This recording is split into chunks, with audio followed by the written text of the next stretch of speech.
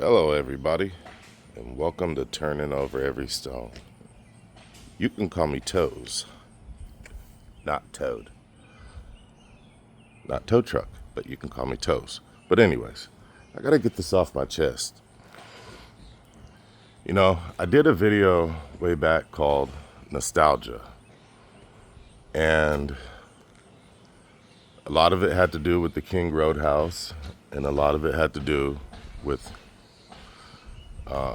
the president of the university, Scott Green. And we all know that that was his childhood home. That was his parents' house, and they have a deep connection to Moscow. And I remember at the beginning, they said that the house was targeted, which is an odd thing. And, I've read articles, I found articles where they've mentioned that that house was once described as the RAD house. That house was a male-dominant house back in the days, like in the 80s and probably 90s or whatsoever, and then it became a female-dominant house in the latter years. But anyways, so let's say the house is targeted, right? And just odd coincidence that the president of the university grew up in that house. So the reality of that house and other houses in the King Road, Queen Road area is that these are party houses and they're not frat houses. Frat houses can be controlled a lot easier, but when it's just like a freelance house where people are living in and partying in, and that can create a lot of problems, and it's really tough to hold people accountable, especially if the owners aren't directly in Moscow, Idaho, right? From my understanding, one of the owners is like in Colorado and the other one was like somewhere on the East Coast. I don't know, but they weren't in Moscow, so you couldn't really directly contact them and be like, hey, there's a problem with this house and we need you to like enforce or kick these tenants out or whatever. So I know, I get it. And you're gonna be like, oh, well, there was a property management company that managed that place. And yes, I'm aware of that. And to my knowledge, Xana worked for that company. So it's like, so if the university came to them and made a complaint and Xana works there, then, how far is that complaint really going? I'm just thinking. So this house, problem house, this neighborhood, problem neighborhood, the whole neighborhood, even the Queen Road apartments and just everything outgrew itself. Probably once upon a time it was a practical idea, but it just overgrew itself. That's why you see people parking damn near on top of each other and trash flowing out the dumpsters. And so I couldn't imagine what it's like trying to maneuver through that place during the wintertime when there's black ice out there and, probably people bumping into all kind of cars and, stuff like that. But anyways, liability, insurance, payments. The trash company probably had a hard time even maneuvering and, doing their weekly pickup and stuff like that. And overdoses, various parties. But let's talk about the King Roadhouse and the time. A lot of people forget about the time because we're moving forward and we think about the situation, but we don't really place ourselves in November 12th, 13th, 2022. And during that time, we were just kind of coming out of Corona. And it was real to some people, and it wasn't real to some other people. And I don't know. I'm not the judge of that. I know a good portion of my family was affected by it and lost my grandma, my grandpa, and my uncle all in 1 year to it. So I don't know. You believe what you want to believe. But anyways, that house would have been a problem house, especially if they say it's true like the night before that there was a party of 150 students in that one location. And, that would have been a problem, especially, you got Thanksgiving break, winter break coming up, and people are going back to their hometowns of Rathdrums and Coeur d'Alenes and Boise's and Meridians and, whatsoever, and maybe getting Meemaw sick and Pawpaw sick, and, like I said, it might be real to some and it might be fake to others, but I do know that the Linda Lane footage that was first leaked, and no one really can fully explain how it got leaked, especially knowing that it was owned by Kane Francetovich, which actually was the coordinator of Tarji Hall, which the 1320 Linda Lane camera points directly at.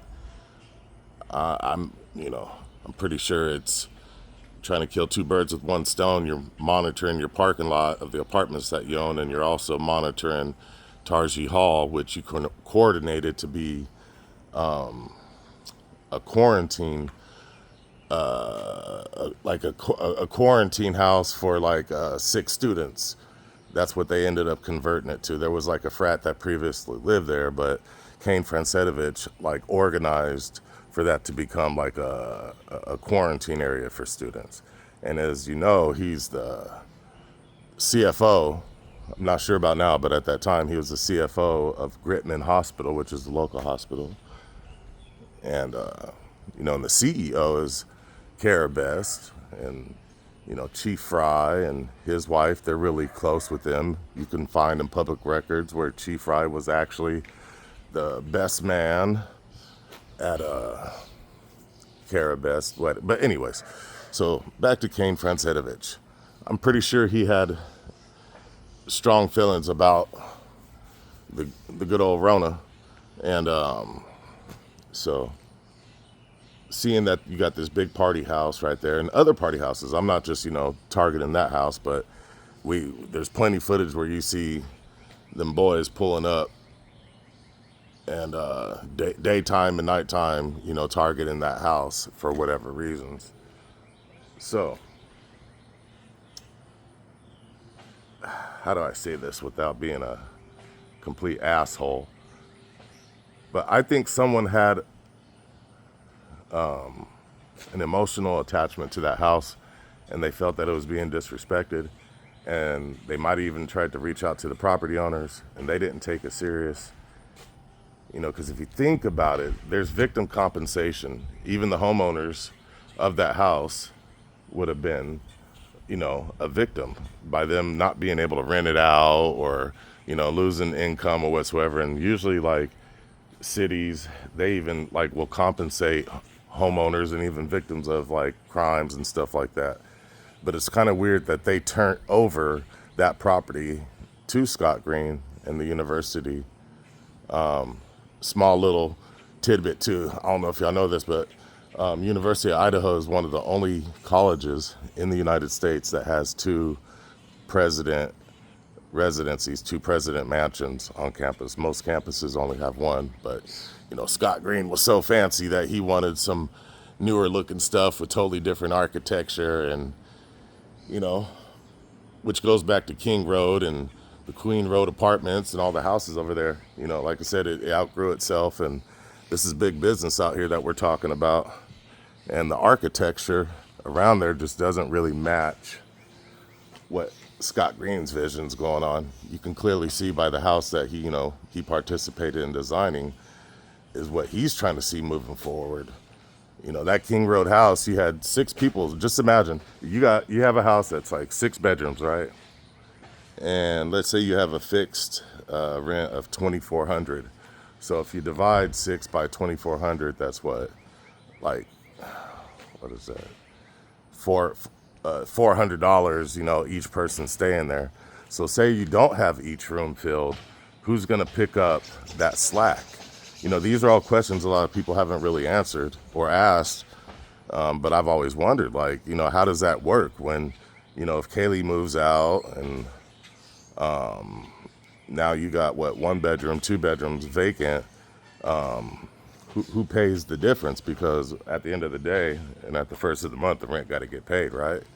So anyways, that's another thing. So going back to that whole neighborhood and big business and stuff like that, it is big business out there, especially in that region, because I'm from there and I know what's going on. I've seen whole entire neighborhoods just get wiped out And all of a sudden, before you know it, there's apartments there where there once was a house that might have had 6 residents. Now you got an apartment complex in the same area that got 100 people there. And if you do the math, would you rather have 2,400 times 1, or would you rather have 2,400 times 100 every month just in one, you know, building space? So, anyways, how come no one's really questioned Chief Fry's whereabouts that night? Now, we all know that he went camping, but it's just kind of weird that, you're camping in, damn, like November. I'm from there, man. That's cold time. We can't even really go camping until about June. If you're going up in the mountains, which is where he said he went. And I'm kind of familiar with that area. And, November, that's some tough camping. Maybe at a nice little warm cabin. I don't know. But it's kind of weird that as a chief of police, you would put yourself out of cell phone range. And you probably knew that, unless this was your first time there. But it's just, I don't know. You would think that a chief of police would even have like a satellite phone, a way to, always be contacted. That's what you're getting paid for.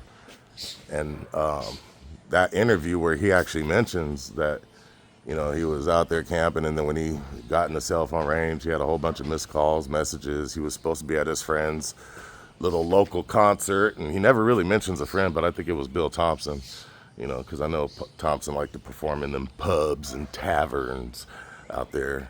But anyways, big business, Chief Fry, yeah, but no one's really ever questioned, his true whereabouts. And then when you look at the police chief over in Pullman, he gets a new phone the next day. Molly gets a new phone.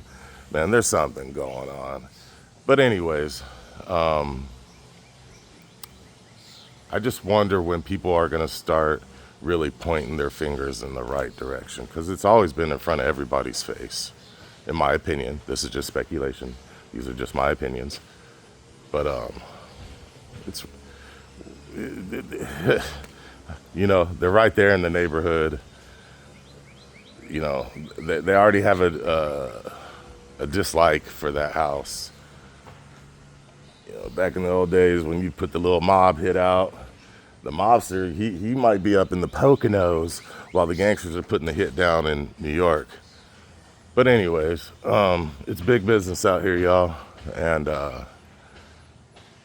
usually only police cover for police. Just remember that. I know some of y'all have heard me say that 100 times, but they only cover for their own. They're not going to cover for some frats, or they're not going to cover for anything but their own, But y'all have a blessed day. Oh yeah, by the way, I'm moving around good. People asking about my knee surgery. That's old business. I'm back to my damn self pretty much for the most part. But anyways, like I said, y'all have a blessed day. Thank you for tuning in to T.O.E.S, turning over every stone, not Toad. All right, y'all, I'm out.